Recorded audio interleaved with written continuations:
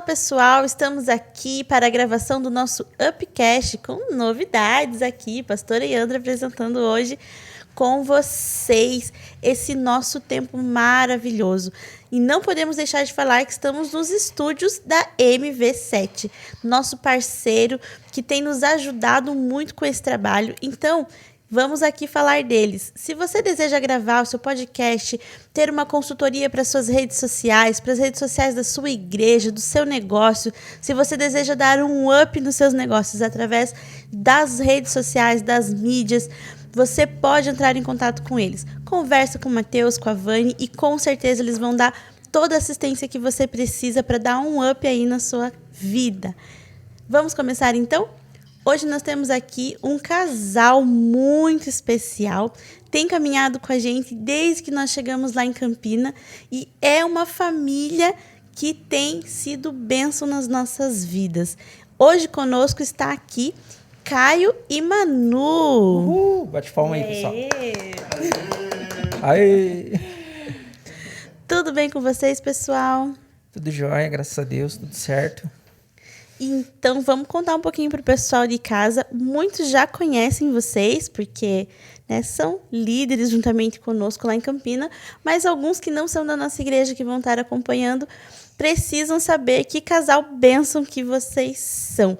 Fala um pouquinho aí, Caio e depois Manu. Quem são vocês hoje? O que vocês fazem lá em Campina Grande do Sul, de Campina para o mundo? Primeiramente, boa noite, pessoal. É uma alegria estar aqui com vocês hoje, poder estar participando do Upcast, né? É um trabalho que Deus colocou no coração do pastor Thiago aí. Então, eu me chamo Caio, sou líder de jovens lá na Primeira aqui há mais ou menos há uns 5, 6 anos, um ano antes do pastor Moacir chegar ali, né?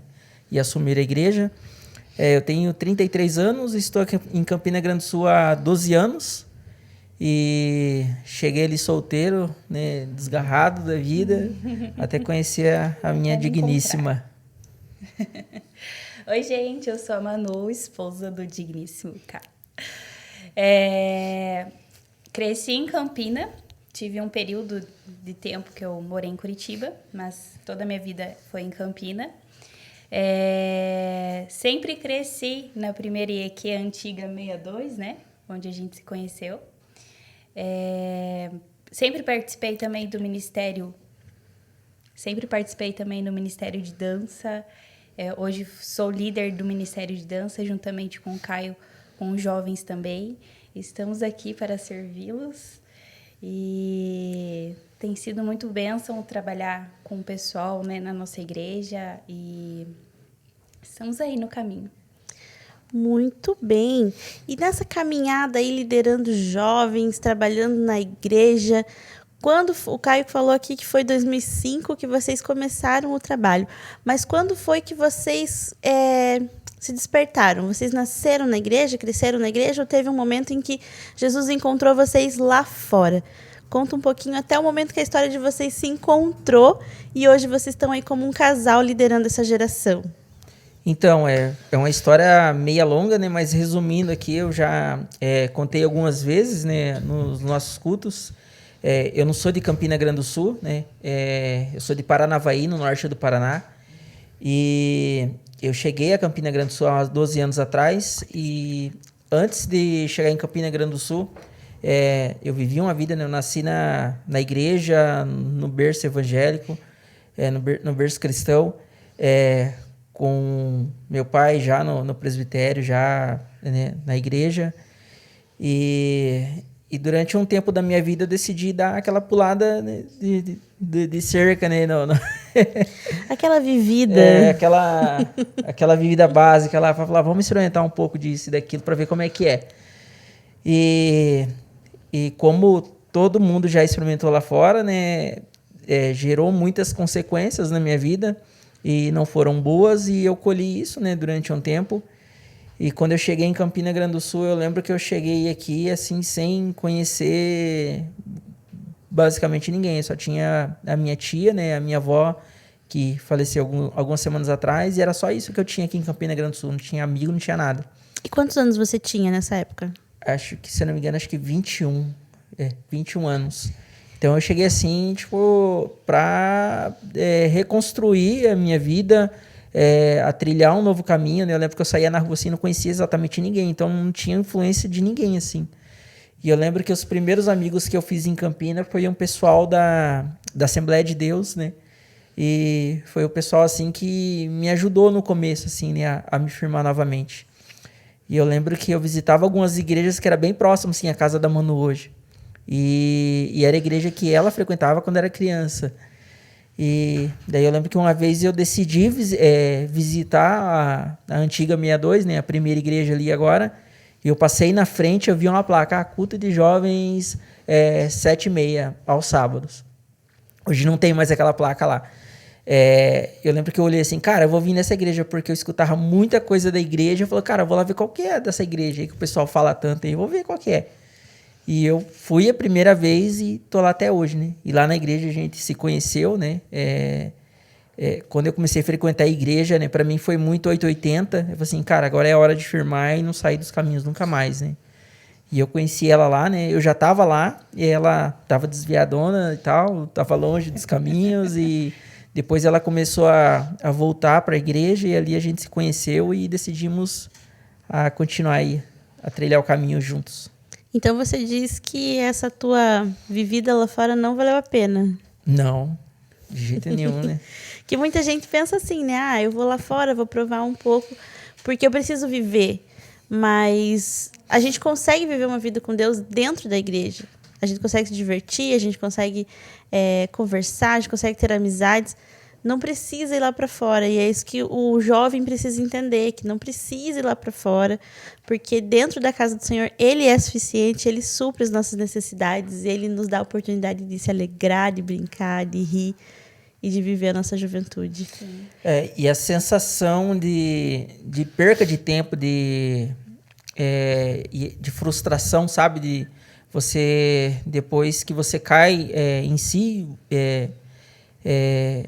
e você para pensar, né, que tudo que você viveu lá fora, que você aproveitou, entre aspas, né, não é um aproveitamento, né, é uma perca de tempo.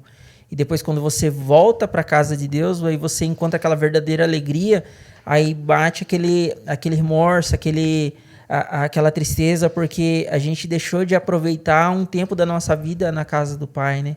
Um tempo que a gente poderia ter aproveitado de uma forma melhor, ter um tempo maior de comunhão com Ele, né? Eu creio que tudo Deus tem um propósito, né? Eu sou muito grato a Deus porque eu acredito que hoje eu tô onde eu tô, faço o que eu faço, tenho a minha família, tenho a minha filha hoje com 2 aninhos, e foi tudo pela misericórdia de Deus, porque talvez se eu não tivesse pelo menos tomado a decisão naquele momento de voltar, talvez hoje eu não teria, né? Por mais que perdi aquele tempo, mas hoje eu não teria o que eu tenho hoje, né? O bem mais precioso que é a minha família, né? E a vida com Deus também. E você, Manu, até você chegar nesse bem mais precioso, a sua filhinha, Laura, maravilhosa, e essa família que vocês construíram, como é que foi? O Caio diz aí que você estava meio desviada quando vocês se conheceram. Conta essa história aí também. Olha, esse menino me colocou no caminho. Então, assim, eu cresci dentro de uma igreja também, né? Meus pais sempre foram cristãos. Só que eu vivia muito uma religiosidade, né? Eu era muito presa a isso. Então, meus pais eram muito rígidos comigo. Então, tudo não podia, né? Não podia porque você é crente, coisa arada. Então, na adolescência, eu fui criando algo assim em mim que eu não queria mais fazer parte de igreja. Eu não queria estar mais ali porque, para mim, era um saco, né? Era muito chato você estar dentro de uma igreja. Fala mais perto. Oi? Fala mais perto. Ai, gente. Tá bom assim? Então, assim, era muito chato para mim estar dentro da igreja, porque eu não tinha algo com Deus, eu não tinha intimidade, para mim era só uma obrigação. Então, quando eu vim morar para Curitiba, foi um período meio difícil, assim, para mim, para os meus pais. Eu acabei me desligando totalmente de igreja, acabei tendo contato com o mundo, né? E foi um curto período da minha vida, mas, assim, me trouxe muitas marcas, sabe? Sofri com muitas coisas e quando eu voltei para Campina, morar em Campina, meus pais me obrigaram a ir para a igreja de novo, né? Eu tava bem virada. Não, agora você vai de novo. E eu falei, mas que saco, né? Ir para a igreja. E o que aconteceu? Tava tendo um retiro, um retiro de jovens, e eu falei pro meu pai, né, que eu queria ir. Deus tocou no meu coração, não sei como que ele tocou, porque estava tão rígido, né, de tanta coisa. E daí eu resolvi ir nesse retiro. Esse retiro foi, assim, o meu primeiro encontro com Deus, assim, foi... Verdadeiro, foi né? Foi verdadeiro, foi real. E foi nesse retiro que eu encontrei o Caio. Só que assim, né? O Caio já estava cuidando de mim, já tinha 3 meses, eu nem sabia que ele existia na igreja. Só na surdina. Só na surdina. Aí eu fui para esse retiro e Deus tratou muita coisa na minha vida. Eu dei essa liberdade, sabe? E Deus tratou muita coisa na minha vida, falou de muitas coisas que eu tinha que parar de fazer. Só que foi difícil abrir mão, sabe? De muitas coisas. Mas foi um processo meio árduo, meio difícil. Eu fui meio dura para entender muitas coisas. Então, digo assim, o Caio, ele é meio durão. Então, ele quebrou muitas coisas assim de religiosidade da minha vida. Ele foi necessário na sua vida para aquele momento.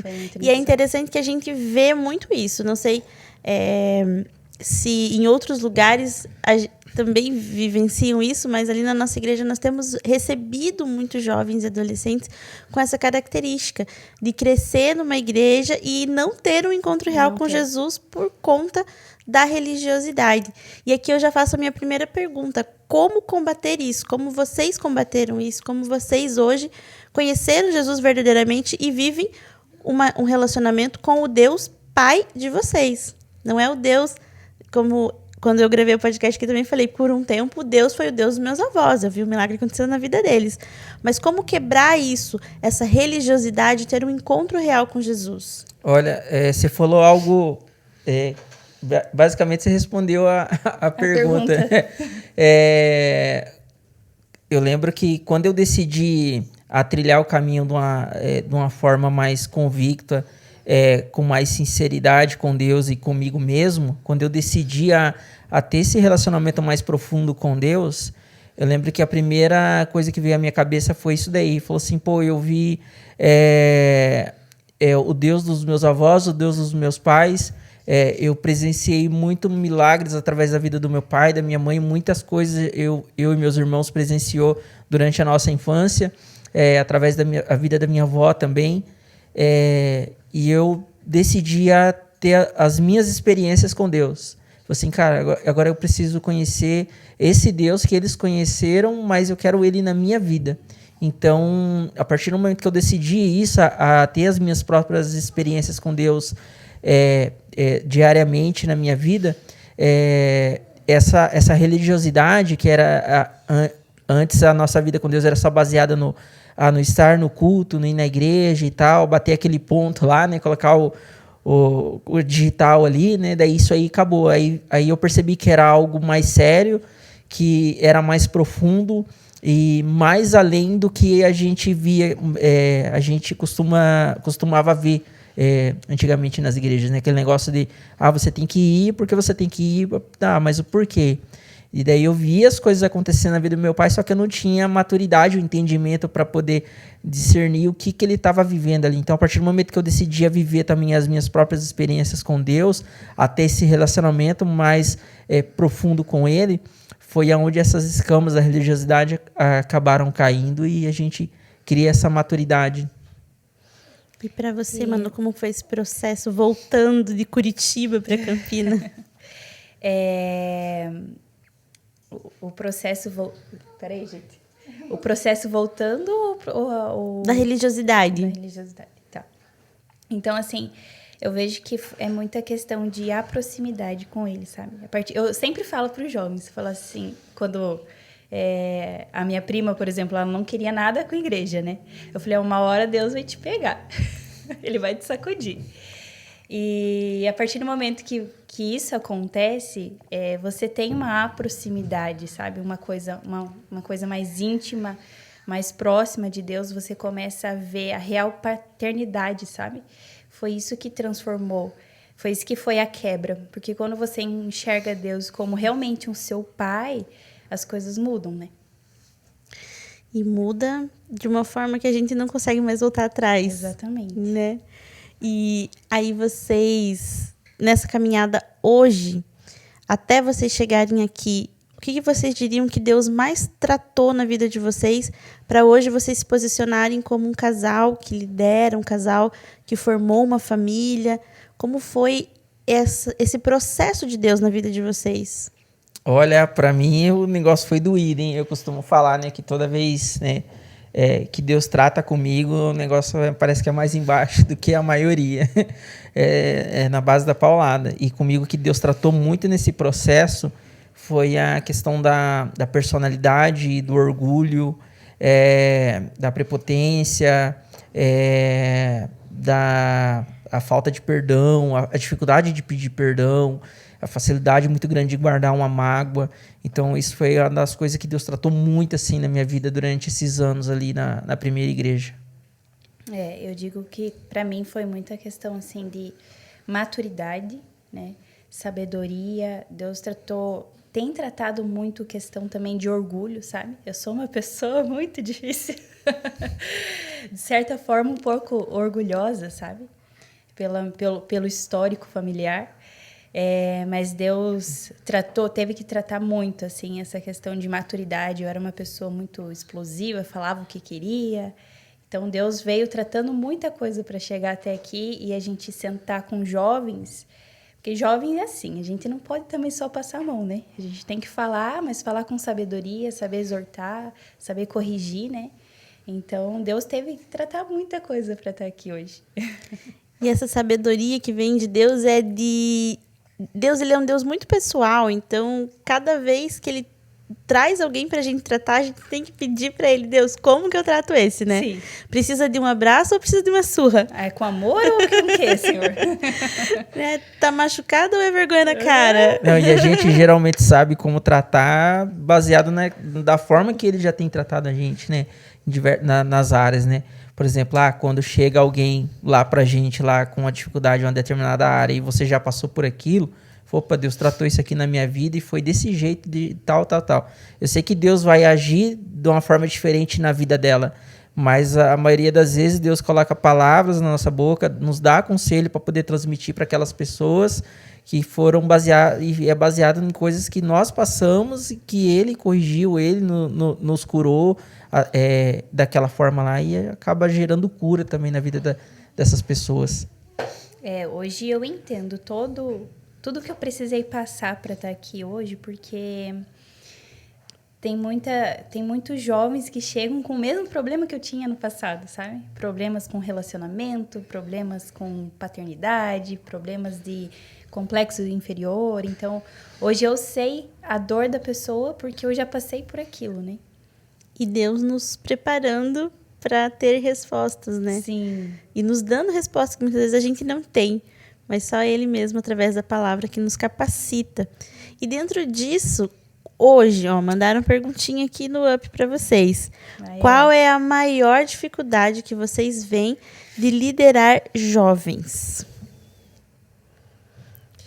Olha... Desde o início tá escrito ainda, com detalhes.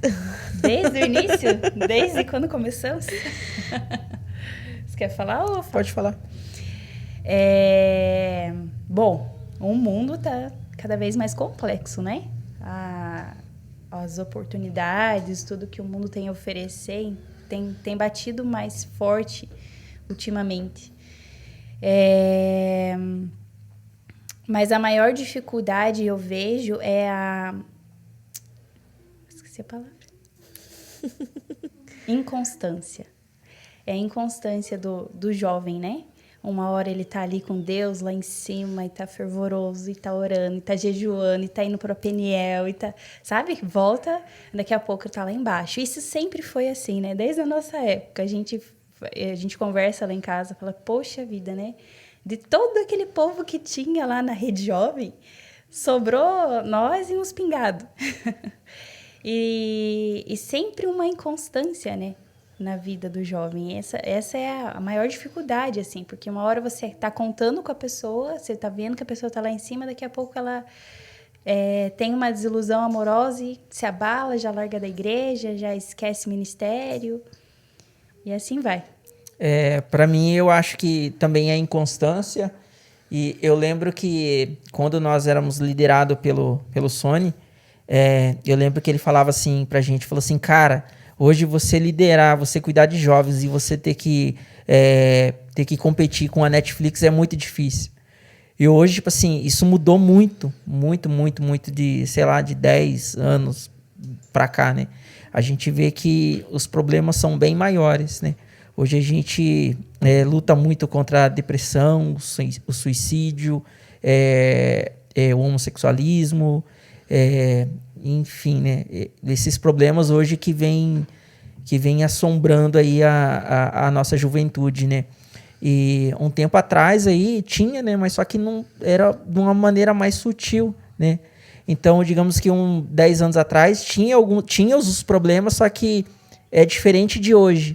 Então, hoje, falando nos dias de hoje, acho que a maior dificuldade nossa é trabalhar de uma forma que a gente possa confrontar todo esse sistema, né? É muito diferente da forma que era abordada há 10 anos atrás, né? Então, hoje, acredito que a pegada é bem diferente.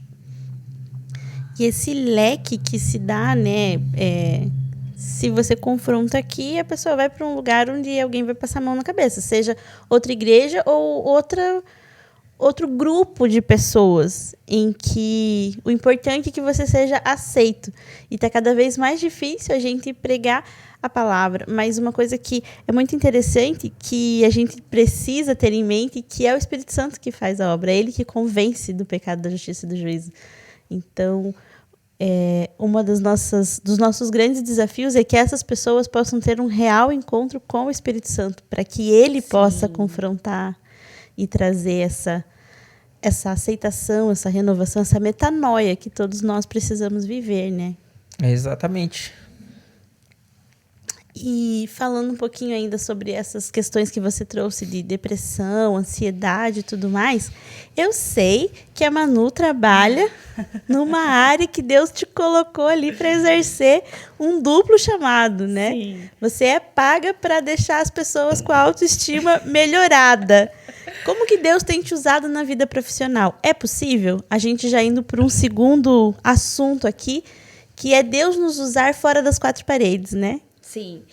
É uma coisa que eu sempre falo, que eu sou muito privilegiada, porque eu acredito que eu trabalho nessa área desde os meus 13 anos, na área da beleza. E quando eu fui para fazer meu vestibular, eu já tinha certeza, não, é estética mesmo, eu vou me formar daqui tanto tempo, 3 anos. Vou me formar daqui 3 anos, eu vou estar formada com 20 anos, então eu vou abrir minha clínica, vai ser assim, assim, assado. Sempre foi, assim, muito certeiro, porque sempre fez parte do meu propósito, sabe? Eu digo que o meu trabalho não é só ganhar dinheiro, né? É cuidar de pessoas, é transformar vidas, e eu me sinto muito privilegiada com isso. Já aconteceu momentos de eu ter que parar ali o tratamento, parar a sessão, e a pessoa pedir uma oração, eu orar, e Deus tocar no meu espírito que ela precisava de uma reconciliação. Ali ela se reconciliou e chorou, a gente se abraçou, glória. Ela emagreceu e assim foi. Então lá o negócio é completo, viu? Estética Labelle, ela faz diferença na sua vida. Ó o merchan, hein? O Matheus vai cobrar depois. Já segue lá, o Matheus, coloca aí. Então, assim, sempre foi muito certeiro para mim que a estética ia ser a minha profissão, mas além disso que ela ia transformar vidas, não somente externo, sabe? Uma coisa mais profunda. E para isso também precisou passar por alguns processos. Ixi, muito. Para poder trabalhar com isso, eu tive um período na minha vida que eu acabei desenvolvendo complexo de inferioridade, tive problemas com ter que Esqueci o nome da palavra. Anorexia. Não era anorexia. Bulimia. Bulimia. Isso. Então, teve alguns momentos da minha vida, assim, que foi bem difícil, né? Eu tive que passar por algumas coisas. A minha infância já foi complicada, na verdade, né? Eu sempre tive complexo de inferioridade por coisas que eu passei ali num outro podcast a gente fala sobre isso. Então, eu sempre achei que, fulano é mais bonita que eu, ciclano fala melhor. Eu sempre tive essa comparação.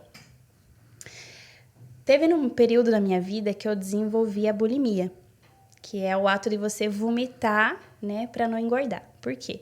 Eu trabalhei dentro de uma estética e lá, o que é o problema da estética hoje em dia? As pessoas vendem imagem, né? Então, você tem que ser perfeita. Então, você não pode ser um pouco mais gorda do que o padrão pede, ou você não pode ter estria, você não pode ter celulite, você não sabe? Então, você tem que ser perfeita. Quando eu entrei para trabalhar na primeira clínica, a minha chefe falou assim, você é o cartão de visita, então você tem que ser perfeita. Eu não quero você mais gorda do que você já tá. Ou seja, jogou um balde de água, né?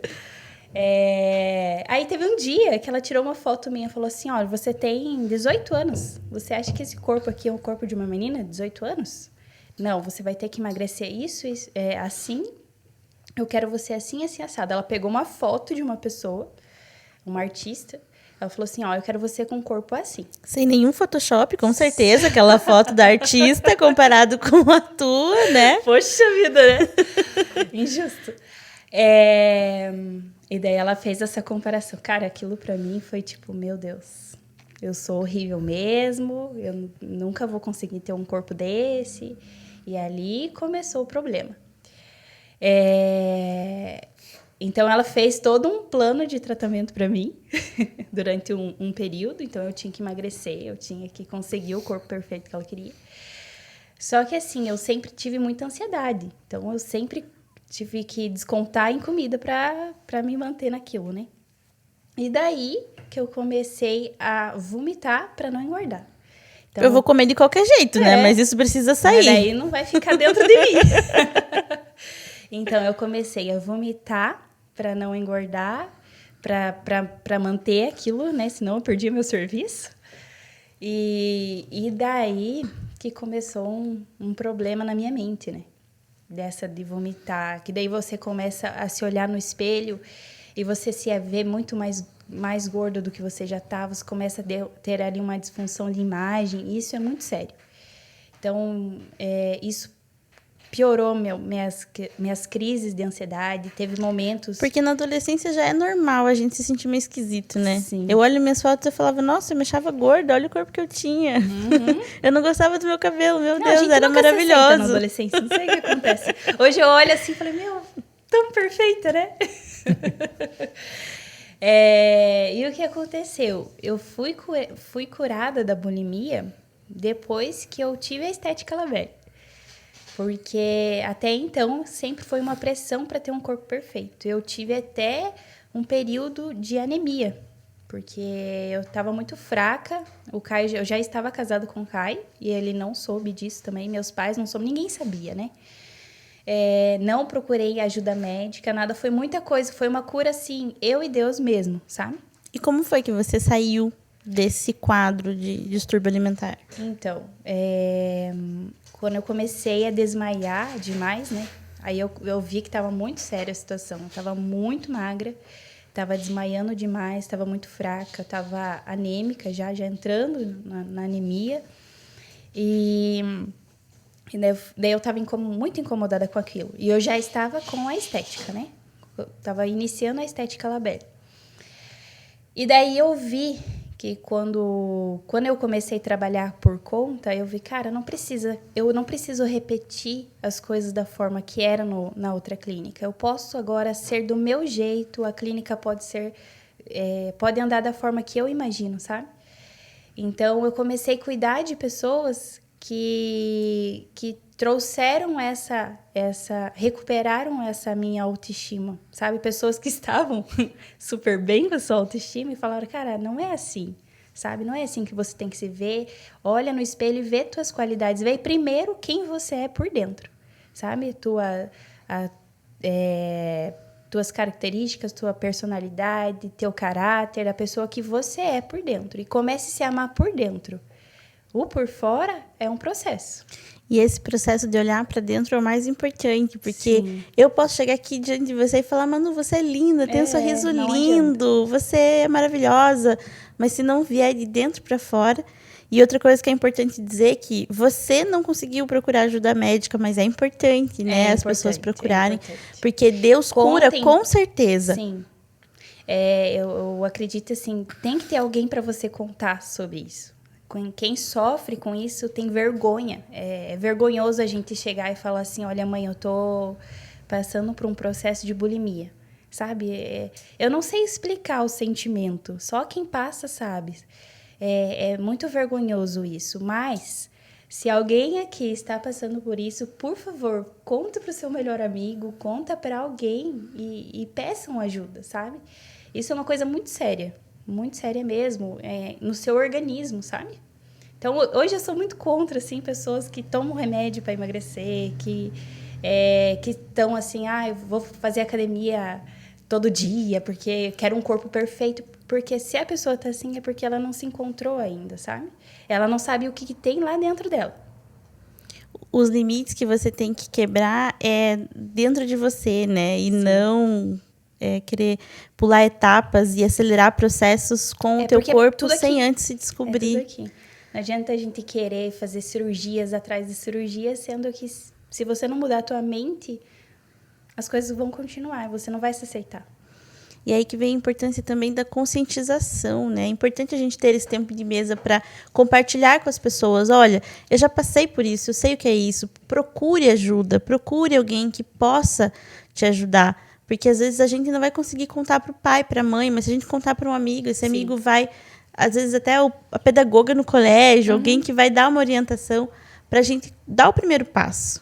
Porque a gente não sabe por onde começa, né? Uma coisa que eu lembro que nessa época aí, né, do começo do nosso casamento, quando a Manu tava passando isso aí, eu presenciei alguns desmaios dela no banheiro, assim, no chuveiro e tal. Tava lá na sala aquele barulhão, bum! Falei, meu Deus do céu, e a mulher tava no chão. E daí eu lembro que depois de algum tempo dali, né, logo quando a gente começou com a estética, eu lembro que ela acordava, amor, hoje eu sonhei com Deus. E Deus, ele era assim, ele era carequinha. E ele me chamava ele falava que eu era linda e não sei o que. Ele me tirava pra dançar. Sim. E já falava, filha, você é linda e tal. E daí ela chorava, falava, amor, que legal. E daí eu não entendia. Né? Daí, hoje a gente entende que era um processo, já que Deus estava trabalhando dentro dela. Foi muito lindo isso. Foi em sonho, sabe? Foi ali que Deus resgatou a minha real identidade, sabe? E me disse assim, não, você é assim, assim, assado. E reafirmou quem eu era. Então, foi muito especial esse momento. Você me perguntou quando que foi, né? A cura. E foi a partir desse momento. Viu, pessoal? Começa a imaginar Deus carequinha agora. Quando eu falo pra ele, amor, Deus é carequinha. Ele acha engraçado. Mas eu imagino ele sempre carequinha. É porque ele já ia te usar para fazer tratamento capilar depois, Era um sinal. Era um sinal do que ele ainda iria fazer na sua vida. Sim. Ai, legal. Mas a gente falou um pouquinho sobre como Deus tem te usado fora das quatro paredes. Mas essa é a mensagem mais pregada pelo Caio. De sermos usados fora das quatro paredes. Então, diga aí, pastor Caio, qual é a importância do jovem, do adolescente ir para ser chamado, né? Nós somos chamados para ir para fora da igreja. Como que é esse processo todo aí? O que Deus tem trabalhado no teu coração? Que é a mensagem que você carrega, a bandeira que você levanta todas as vezes que Deus te chama, você fala sobre isso. Essa é uma mensagem que queima muito o meu coração por conta do processo que eu vivi, né? Então, eu acho que isso aí foi uma estaca que Deus cravou no meu coração e é algo que Ele me confronta diariamente também, para eu continuar vivendo isso, né? Então, eu acredito que o jovem, né? Não vamos nem falar do jovem, né? O homem hoje, ele deve viver dessa forma, né? ele deve ser relevante na sociedade, ele tem que ser relevante dentro da sua família, ele tem que ser referência no lugar onde ele está, e quando ele partir daqui, ele tem que deixar esse legado. Esse legado ele tem que ecoar por anos, né? E a gente vê muitos exemplos na Bíblia, a gente vê exemplos fora da Bíblia, e se nós vivermos a nossa vida só baseado naquela religiosidade que a gente estava falando no começo, não ir na igreja, não tocar, não pregar, só ali dentro daquelas 4 paredes, a nossa vida não tem muito sentido, né? É muito importante o que a gente faz lá, mas eu acredito que o mais importante é esse legado que a gente deixa lá fora, a forma que a gente vive, o testemunho que a gente prega com a nossa vida diariamente, né? E eu acredito que é isso que Deus nos cobra muito, né? A gente vê isso na vida de grandes homens na Bíblia, né? Na vida de grandes homens de Deus. Um exemplo mesmo é o nosso próprio pastor, né? Eu lembro que eu tive eu vivi um acontecimento dentro da minha família. Eu me vi numa condição assim de ter que expulsar um demônio de uma pessoa dentro da minha família. E eu lembro que quando aconteceu aquilo lá, para mim foi uma virada de chave assim na minha cabeça. Eu falei assim, cara, eu preciso estar preparado. Eu preciso estar preparado para qualquer momento, porque as pessoas precisam de mim lá fora, as pessoas precisam começar a me enxergar de uma forma diferente. E é muito engraçado isso, né? Porque hoje a gente tem um título de líder, de pastor dentro da igreja, né? Mas só que lá fora, dentro do mercado, dentro de uma farmácia, dentro de uma empresa, você não carrega esse título lá dentro, né? Lá dentro você é Iandra, né? Enfim, você é o CPF tal, né? Mas só que é muito engraçado quando a gente decide viver esse propósito de Deus fora das 4 paredes, as pessoas enxergam em nós essa liderança, sabe? Sem a gente precisar falar ou impor. É automático, né? As pessoas enxergam isso na gente. A gente ajuda essas pessoas, às vezes, de uma forma que às vezes a gente nem entende. Fala, mas eu não fiz nada. E é tudo pela ação do Espírito. Só que essa ação do Espírito só acontece se a gente decidir viver esse propósito fora das 4 paredes. Então, por isso que eu bato muito nessa tecla. Falou assim, cara, a gente precisa ser relevante, né? O homem hoje ele precisa ser relevante onde ele está, a mulher, o jovem, o adolescente. Nós precisamos fazer diferença na vida das pessoas que estão à nossa volta, né? Até porque hoje a sociedade está tão corrompida que se nós não exercermos o nosso chamado para ser sal e luz lá fora, a gente vai se fechar dentro das 4 paredes e vai ficar cada vez mais acuado. Nós precisamos ser a voz. Sai para fora. Exatamente. Ser a voz que Deus chama, né? Ser a voz que Deus chama, não. Ser a voz que fala lá fora. Sim. Ser a Bíblia que as pessoas muitas vezes não pegam ali para ler. Mas através das nossas vidas elas vão ver. Sim. Né? Nós somos cartas vivas para essas pessoas. Tem uma mensagem que eu gosto muito, que eu escutei de um pastor uma vez, e fala, na Bíblia tem o Evangelho de Marcos, né? Lucas, João, e o outro é você. Né? E quando eu escutei essa palavra a primeira vez, cara, isso aí pra mim foi um carimbo assim, que Deus pegou e bateu. Falou, cara, é isso aí, meu. É isso aí que você tem que viver. A nossa turma do ITQ foi Atos 29 o nome da turma, justamente porque é a continuação, né? A igreja não pode parar, a mensagem não pode parar, precisa ser pregada. A qualquer custo a gente precisa fazer. E dentro disso, como que tem sido isso para você hoje, Caio? Porque você não trabalha na Labelle. Mas como fazer isso lá fora? Porque muitos jovens têm essa pergunta, né? Dentro da igreja, a gente falou dessa constância. Muitas vezes a constância não é nem mensal, digamos. Uma hora está dentro da igreja e outra hora está fora da igreja. Não. No sábado ela está no culto e no domingo ou sábado depois do culto ela já está lá fora, vivendo outras coisas. E eu vivi isso aí. Eu vivi essa loucura aí. Eu chamava lembro. O povo para ir para balada. É verdade. Eu tava ali na porta da igreja, logo quando eu cheguei aqui em Campinas. Tava no culto, o Lucas, o nosso ex-baixista da banda. Ele brinca comigo, tira sarro até hoje. Terminava de tocar na Rede Jovem e o cara tava, vamos lá na Vicente Machado, cara. No Largo da Ordem. Daquele jeito, né? E eu acredito que a gente tem que... O primeiro passo é a gente entender quais são as nossas fraquezas, qual que é o teu espinho na carne, o que pega para você, e você começar a se negar, né? Se abster daquilo. E eu acredito que o nosso relacionamento com o Espírito Santo é diário, né? Só um exemplo bobo, né? Esses dias atrás, antes de vir o falecimento da minha avó, né, a médica tinha ligado para mim e falou: vim aqui no hospital correndo e tal, preciso que você venha. E eu fui. Daí tava uma chuva. E eu lembro que naquele contorno que tem ali no Caron, tinha uma mulher com um carro na minha frente.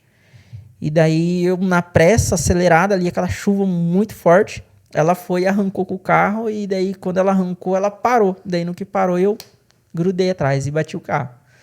Aí, na hora, eu baixei a cabeça assim e falei: meu Deus, tá, beleza, amém. Aí eu esperei, né, ela descer do carro, daí tava chovendo muito, dela não desceu. Daí ela pegou, acelerou o carro e foi embora, né. Daí eu, beleza, ela foi embora, então eu desci, olhei, fiquei com prejuízo, né. Daí o dela eu não consegui enxergar o que aconteceu. E daí eu segui, daí a minha tia tava do lado, eu falei assim: não, Pia, vai embora, porque senão ela vai querer cobrar você, vai arrumar o carro dela. Daí eu peguei na hora assim, foi embora, né, não parou, beleza, né. Só que daí na hora que eu estacionei o carro, daí o Espírito Santo já veio e falou: opa, vai procurar ela. Daí eu falei assim: tá, mas ela já foi. Daí eu lembro que o Espírito Santo falou assim no meu coração: tá, mas se depois ela te encontrar no Jardim Paulista, se ela marcou a placa do teu carro, e depois ela for com o teu esposo, com o esposo dela, e depois se ela chegar lá na igreja, e daí ela te reconhecer, ver o carro, ver o que aconteceu, como que vai ficar isso aí? Como é que vai ser esse testemunho? Aí na hora eu peguei e desci na chuva ali, né? Aí eu vi ela passando de novo, daí a hora que ela passou eu dei com a mão. Aí ela parou, daí falou: moça, foi eu que bati atrás do teu carro. Falou assim: não, moça, beleza, eu vi. Daí falou assim: então, vamos ver como é que a gente pode se acertar, me perdoe, porque aconteceu isso assado. Então, ela: moça, não se preocupe, pode ficar em paz, tá tudo certo, fica tranquilo, fica com o seu coração em paz, vai lá ver o que tá acontecendo lá e tal, espero que dê tudo certo. Eu poderia ter seguido, né, e enfim, ela ter seguido a vida dela também, e depois, mais à frente, ter dado algum problema, e enfim, né. Só que a partir do momento que a gente decide ter esse relacionamento mais profundo com o Espírito Santo, e a gente começa a se negar aos desejos da nossa carne, aos nossos desejos próprios, os desejos do nosso coração, eu acredito que o negócio começa a acontecer aí. E é interessante porque quando a gente consegue fazer isso, andar no Jardim Paulista, ou enfim, onde Deus nos leva de cabeça erguida e fazendo essa diferença, as pessoas começam a vir, né? E aqui eu já emendo numa outra pergunta que temos para vocês: como vocês estão vivendo essa nova era do upgrade? Porque nós temos visto Deus realmente dando um up ali no trabalho que Ele confiou nas nossas mãos, né? E como que vocês estão vivendo tudo isso? Como que vocês estão vendo todo esse mover de Deus ali no nosso meio? Olha, para mim, particularmente, é uma responsabilidade muito grande. A gente sente o peso dessa responsabilidade, mas ao mesmo tempo é muito gratificante ver o que Deus tem feito, né, ali na nossa igreja e através da nossa vida, né, um todo, né, da nossa liderança. É muito bom ver o envolvimento da galera, ver que a gente está cooperando para o crescimento daquilo, para o desenvolvimento de outros. Então, eu acredito agora que é só decolar e seguir aí e viver aquilo que Deus quer, aquilo que Deus já nos mostrou, né? É engraçado que quando eu namorava com o Caio, eu contei isso para ele esses dias. É verdade. Teve umas coisas que aconteceram que eu falava assim: eu preciso resolver isso aqui na minha vida, porque um dia nós vamos estar falando com jovens, pregando para jovens, e com que autoridade eu vou falar para um jovem casal de relacionamento? Com que autoridade que eu vou falar se eu não resolver isso aqui agora? E na minha cabeça era muito certo, assim, que a gente ia estar liderando, que ia ser um grupo, que ia ser ali na igreja. E na minha cabeça não, eu nem queria saber de microfone. Não, algo assim, algo não, Espírito Santo sempre me disse assim que a gente ia ser usado como referência na nossa geração. Mas na época isso era uma coisa totalmente inacessível, né? E ver hoje como o UP está crescendo, nós que continuamos ali, né, no ministério, passando por alguns perrengues no caminho, ver a grandeza que está o UP e sabendo que daqui ainda tem muita coisa para acontecer e que a gente está à frente, a gente se sente honrado por isso. Não tem outra palavra que resuma a não ser graça, Nossa, né? Uma graça maravilhosa que nós temos vivido. E um dos objetivos do Upcast é justamente isso, mostrar para essas pessoas, jovens e adolescentes que nos acompanham, um pouquinho da nossa trajetória, das pessoas que a gente tem trazido aqui, que é possível viver para Deus, é possível ver uma juventude para Deus, é possível sonhar, independente de quão quebrado você chegou na presença de Deus, Ele pode restaurar e pode trazer testemunhos maravilhosos na tua vida. Independente do tempo que você perdeu fora da presença dEle, Ele pode fazer algo maravilhoso. E dentro desse algo maravilhoso que Deus pode e já fez na vida de vocês, a gente tem aí o testemunho da Laura. E eu queria que vocês contassem um pouquinho sem chorar, dessa obra maravilhosa, o milagre que Deus fez na vida de vocês. Realmente, o Caio falou ali que perdeu um tempo. A gente perdeu algum tempo, assim, fazendo coisas que não agradam a Deus, mas a mão de Deus é maravilhosa, né? Bom, posso começar? A Laura, ela é um projeto na nossa vida desde o nosso namoro. Não sei se você já ouviu sobre isso. O Samuel? Não, pense o meu susto. Eu namorando com ela, sem, assim, pretensão próxima, assim, de casar, e daqui uns dias a mulher chega com um sapatinho de bebê lá na minha casa. Maria! Aí eu olhei assim, sapatinho, e falei, não foi eu? Não sou José, não. Comigo não foi. Eu falei, deixa eu pegar minha advogada aqui, viu? Bom, a Laura é o nosso projetinho já desde o nosso namoro, né? Deus chegou em mim um dia e falou assim, olha, vocês vão ter um Samuel. Daí eu, ok, Deus, né? Quando a gente casar, a gente vai ter um Samuel. E quando eu engravidei, eu tinha certeza absoluta que era um menino, né? Pronto, Deus já falou pra gente quando a gente namorava que era um Samuel. Até eu tinha certeza pela história do Samuel. Então é o Samuel. Quando a gente soube que era uma menina, na verdade é assim, alguns dias antes de fazer a eco, eu tinha sonhado com uma menininha exatamente como a Laura nasceu.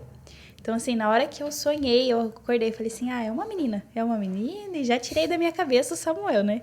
Mas fiquei com aquela incógnita, mas por que Deus falou que era um Samuel? E daí eu cheguei nele e falei, pode se conformar que é uma menina. Ih, menina nada, né, amor? Eu não aceitava que era uma menina, porque eu já tinha desenhado na cabeça todo um projeto time de piar futebol e tal. E daí, que, né, com 7 meses, nós fomos fazer uma ecodoppler para ver os órgãos e tudo certinho. E apareceu uma bolinha, que não era uma bolinha, era uma bola na barriga da Laura. E a gente fez vários acompanhamentos depois dessa ecografia, né? E nenhum médico sabia dizer o que era. Um falava que era o que ela tinha dentro da barriga era o tamanho de uma laranja. E pense, ela tinha 7 meses, eu tinha 7 meses de gestação. Era um bebê super pequenininho. Imagina uma bola de uma laranja dentro da barriga de uma criança. Depois falavam que ela tinha um problema no intestino. Então, logo que ela fosse nascer, ela tinha que fazer uma cirurgia, né? Por conta do intestino. Outros falaram que era problema de bexiga, enfim. No rim.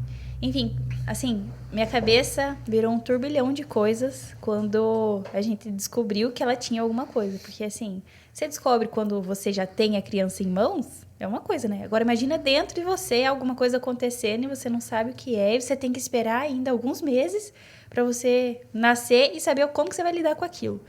Então, foi algo, assim, muito, muito difícil para nós dois. Deus, assim, teve que tratar muitas coisas a partir desse momento. Então, quando ela nasceu, na verdade, antes dela nascer, o Caio sempre falava, ela não vai ter nada, ela vai ser perfeita. Mas fale um pouco da tua luta com Deus, né? Eu lembro que quando a gente descobriu que o médico contou pra gente aquele negócio, né? A Manu, assim, desabou.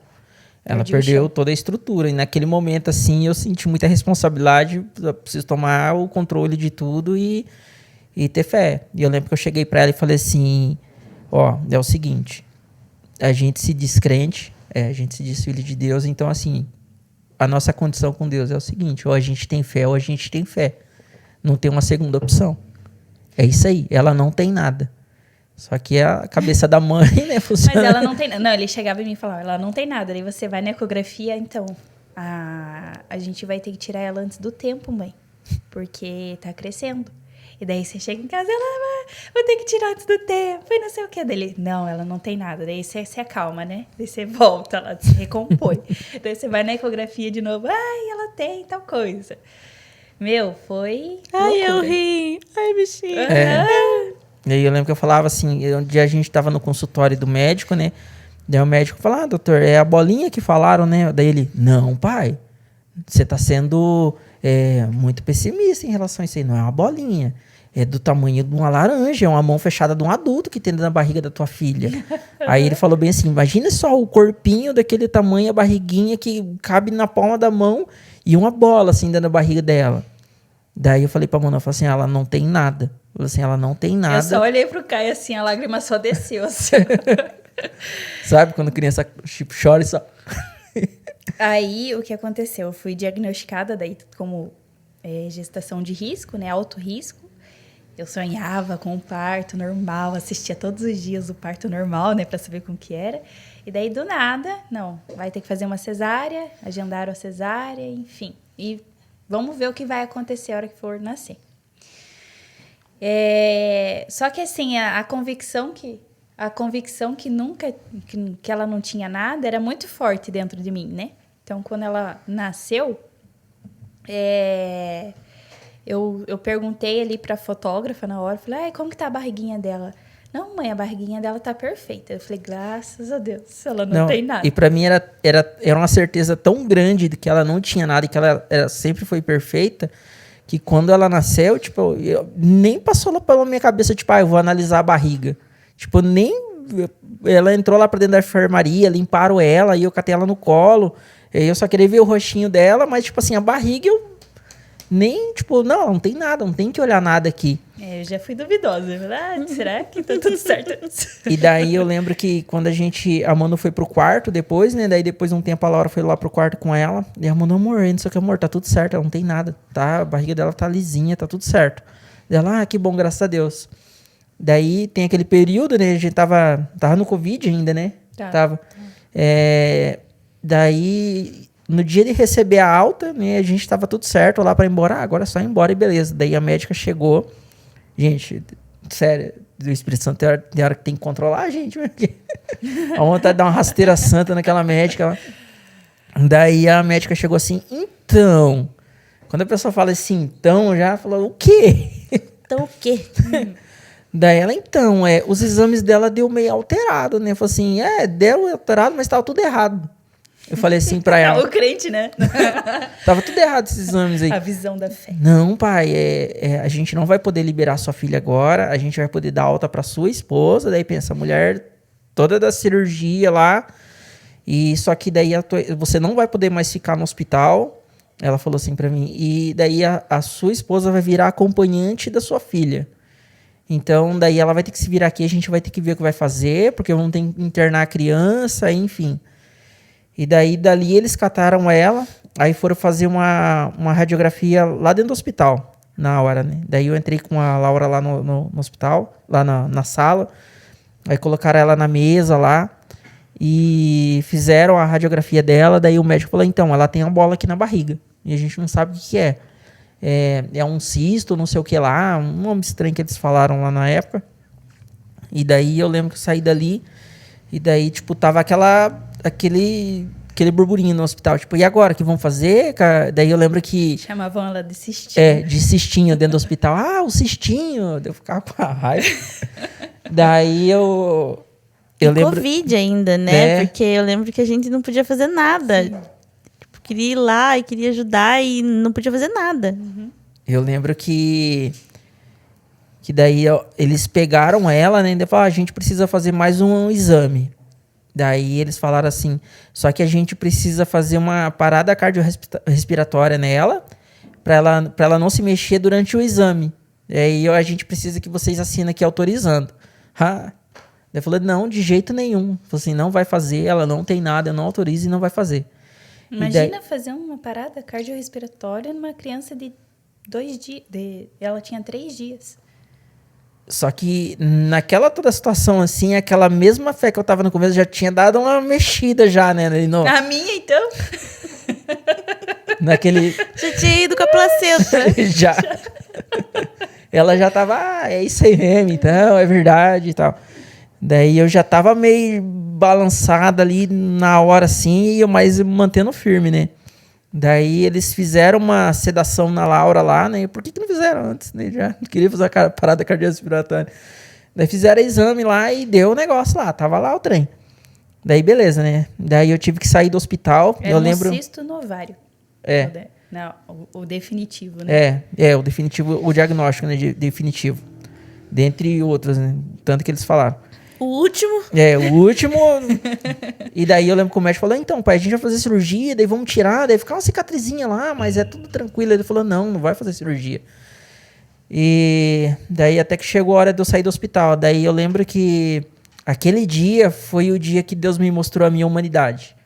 O tanto que eu sou frágil, tipo, cara, você é durão, você é brabão, e você é isso e aquilo, mas, ó, quer ver eu te mostrar quem que você é, que você não é nada, que você é só o pó do pó aí mesmo. Aquele dia eu me senti assim, a pessoa mais sensível, mais frágil, mais fraca do mundo.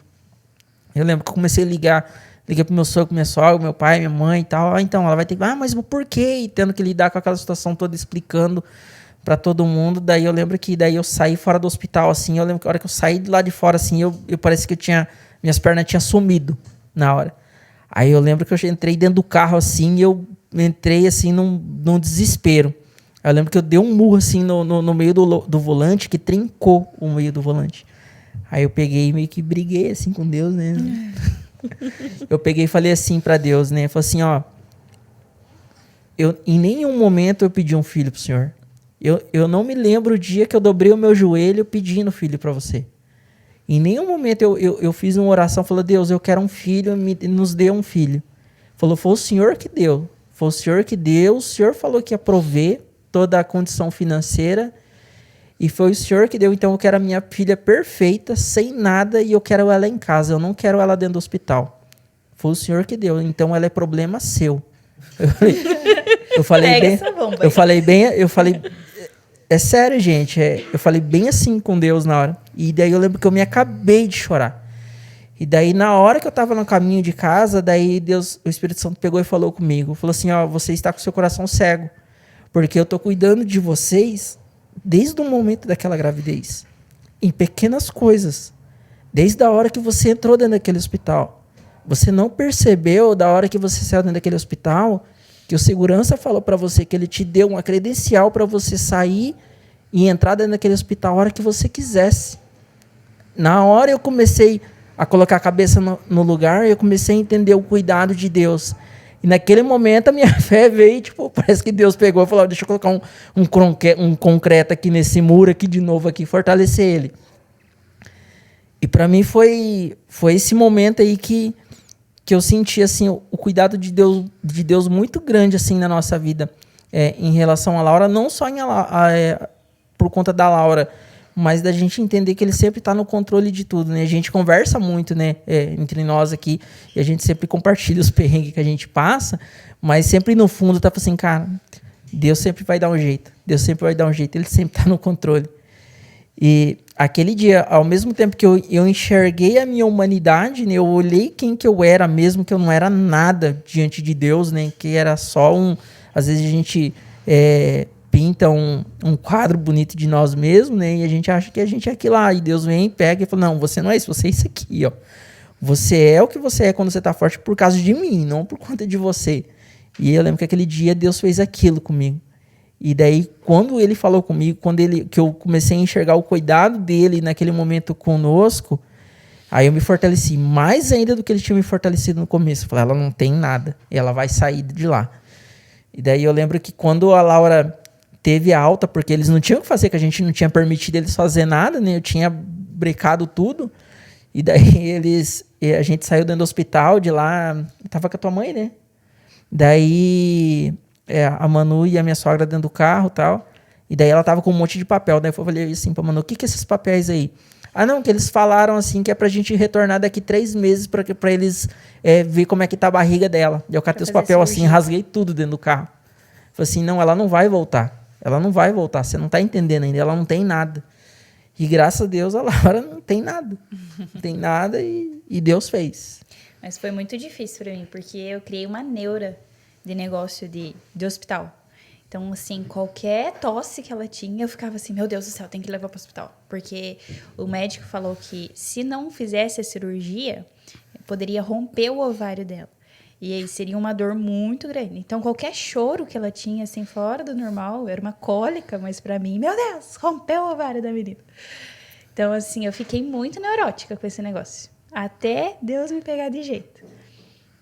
Teve uma vez que eu tive que ir na Zumbi, na casa de uma pessoa, para pegar... Essa é forte. Essa é. A Laura tomava fórmula, né? Porque que leite que a gente vai ter depois de uns perrengues desse, né? Então, a gente precisava pegar a fórmula. E fórmula é muito caro. Então, tinha uma mulher lá vendendo no Marketplace, lá um leite mais barato. E eu fui lá atrás, lá na Zumbi. Aí, cheguei lá e comecei a perguntar para a mulher, mas por que você está vendendo esse leite tão barato assim, né? Você tem mais? Porque a gente comprava leite direto, né? Daí ela, não, é uma ajuda de custo que a empresa dá aqui pro meu marido e tal, porque a gente tem uma filha que tá passando por uns problemas e ela tem alergias, então a gente tá testando qual leite que vai dar certo para ela. Eu falei, ai, poxa, que pena, né? Aí o Espírito Santo, na hora, falou assim, ó, entra e ora pela filha dela. Aí eu ali brigando com o Espírito Santo, conversando com a mulher, tipo, Espírito Santo, eu vim comprar leite. eu vim pegar só. Não é hora disso. Como que eu vou entrar na casa de uma pessoa que eu não conheço e pedir para orar pela filha dela, né? Falei, não, Deus, é coisa da minha cabeça, é coisa da minha cabeça. E eu tenho um trato com Deus. Porque uma vez Deus pediu para mim abraçar uma menina na rua aleatória. Eu não abracei. E toda vez que é para mim fazer algo por ele e eu fico ali brigando, ele me lembra. Fala, lembra da fulana que você não fez? Então, daí ele começou a me incomodar, e eu ali com a mulher enrolando a conversa. Até que eu falei assim, ó, moça, eu não sei se você vai entender o que eu vou falar pra você, se você crê, mas eu preciso entrar e orar pela tua filha. Chorando já, né? Daí ela falou assim, não, pode entrar, pode entrar.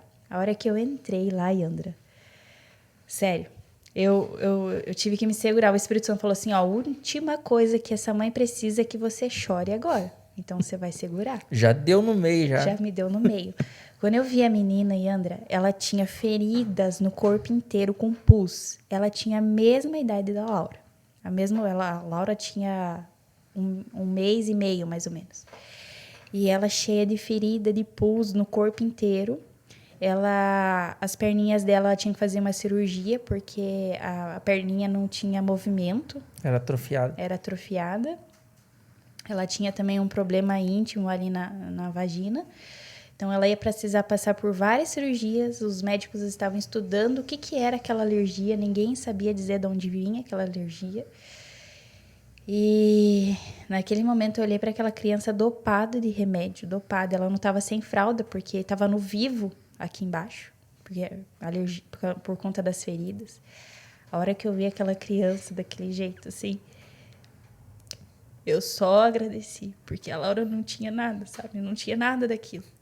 E aquela mulher passando por necessidade de comida mesmo dentro de casa, ter outros filhos, aquela criança precisar passar por uma cirurgia, precisar de ajuda de pessoas. Então, assim, eu tive que segurar meu choro e orar pelaquela criança como se fosse a minha filha, sabe? Pedindo a Deus que curasse, que trouxesse a cura, trouxesse livramento, que fizesse o que tinha que ser feito. como se fosse para minha filha. A hora que eu entrei no carro, eu berrei, assim, ó, de chorar. Porque foi muito, sabe, foi muito impactante aquilo para mim, sabe, de ver uma criança realmente passando por dificuldade, realmente tendo que precisar de ajuda, de apoio, precisar de uma coisa, assim, muito mais do que a minha filha. Então, a partir daquele momento, eu realmente descansei em Deus e acreditei que realmente a Laura não tinha nada. E ela tá aí, feliz, correndo para cima e para baixo, com os ovários inteiros. Toda falante agora, tagarela. E é realmente um milagre de Deus e o cuidado de Deus com as nossas vidas, né? E vamos já caminhando para o final. Dentro de todas essas histórias que vocês nos contaram, vamos para a pergunta que a gente sempre faz. Qual foi o momento em que vocês viram, que vocês podem compartilhar com a gente, que Deus deu um up na vida de vocês? Seja individual, seja familiar, que vocês podem compartilhar com a gente. Olha, esse foi um upgrade na minha vida, na nossa vida, na nossa história. Eu acho que foi... no quesito, acho que ministerial, a gente se posicionar e entender o que Deus queria da gente, o que Deus quer da gente, e a gente ter decidido viver esse propósito. Essa semana mesmo eu estava conversando com a Manu sobre a palavra que o pastor falou domingo, que ele... que Deus tinha mostrado para ele 100 pastores na nossa igreja, né? E daí eu tava falando assim pra Manu que por muito tempo eu relutei isso, tipo, eu queria, não, eu quero cuidar de gente, né? Só que, eu não preciso carregar o nome pastor, né? Eu não preciso disso, eu não preciso daquilo. Isso foi uma coisa que Deus começou a mudar na minha vida de uns anos pra cá. E daí quando eu decidi a viver isso aí, tá, Deus, é isso então que o Senhor quer... então eu vou me posicionar, vou fazer o que tem que fazer e eu vou fazer acontecer. E daí eu fui entender o que não é por conta do nome, não é por conta do título, mas hoje a gente já se encontra numa condição, digamos assim, pastoral, porque estamos cuidando de pessoas, né? Aí eu tava falando pra Manu, falou assim, amor, se a gente não se posicionar, hoje é a gente ali na igreja, né? É eu, a Manu, é o Diego, a Thay, é o Guilherme, a Isa, o Geis e Yasmin, os outros Lets, são essas pessoas que Deus tem chamado, né? E o que Deus espera de nós é esse posicionamento, né? Se essa foi a visão que Deus está dando para o nosso pastor, eu sei que Deus pode, né, levantar uma pessoa lá de 80, 90 anos para ser o pastor naquele momento. Só que é a gente que é a bola da vez, somos nós, a bala que está na agulha ali, na hora ali, a flecha que está né, pronta para ser lançada. Falou assim, e o que Deus está esperando da gente é que a gente se posicione. Então, a partir do momento que a gente decidiu se posicionar ministerialmente, foi o que virou a chave para a gente. E faço, né, das minhas palavras a do Caio, mas algo recente que aconteceu com nós dois foi a resposta do porquê a Laura é o nosso Samuel, né? Igual quando eu falei que quando a gente estava namorando, que era Samuel, coisa errada, e veio a Laura, teve um motivo, né? Deus, no último retiro que a gente estava, tava lá a ministração sobre missionários, né? E tava acontecendo a ministração e para mim tava tudo ok. E algo começou a queimar dentro do meu coração, com missões e missões. Eu falei, Deus, mas eu não sou missionária, o que está acontecendo? E eu queria entender o porquê que aquilo estava queimando tanto no meu coração. Aí Deus falou assim, a Laura é o seu Samuel. Então eu quero que você entregue ela hoje, porque eu vou levar ela para as missões. Ela vai ser uma grande missionária em tempos difíceis. E naquele momento ele falou assim, e eu preciso que vocês se posicionem como pais de missionários. E aquilo para mim foi, tipo assim, se você não estava fazendo certo até agora, então mude, porque Deus tem pressa, né? Então eu acredito que a Laura vai viver, a gente já vive uma geração difícil agora, Então, no tempo dela, eu acredito que vai ser um pouco mais difícil. E, para mim, essa mudança de chave, esse up, esse ano, foi isso, essa resposta de Deus sobre a nossa vida. Não foi só um up, foi um wake up. Meu Deus, foi um wake up. Foi no Retiro Wake Foi Up. no Retiro Wake Up. Gente, pra gente finalizar aqui, então, que palavra que vocês gostariam de deixar aí para encerrar para esse pessoal que nos acompanha, que nos assiste, que busca ter esse up na sua vida, no seu ministério, na sua vida com Deus?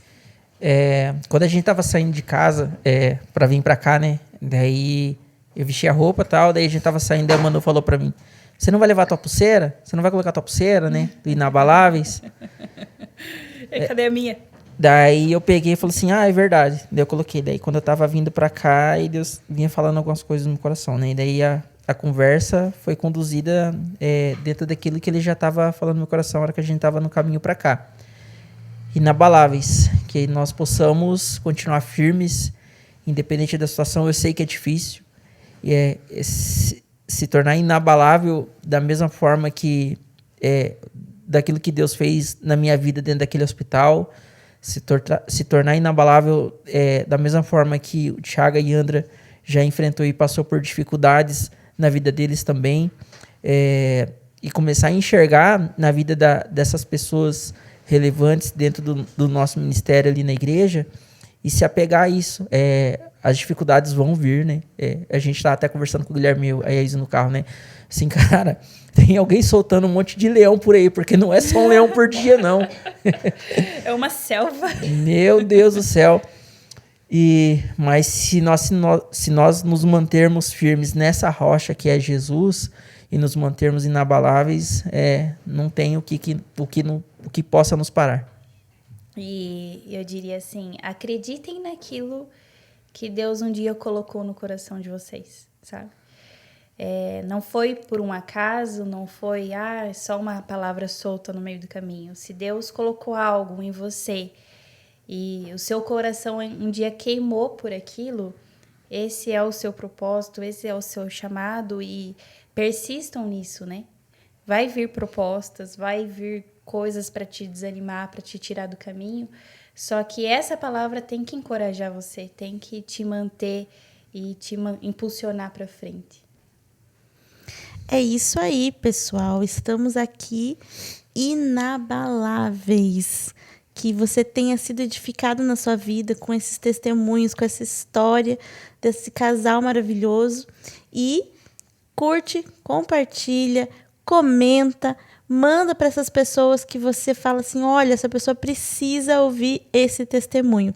E se você ainda não nos segue, segue lá nas redes sociais, no Instagram, no YouTube, para que mais pessoas possam ser alcançadas por esse projeto que Deus colocou no nosso coração. E aproveitando aqui que o Caio falou da pulseirinha, nós ainda temos algumas pulseiras do Inabaláveis.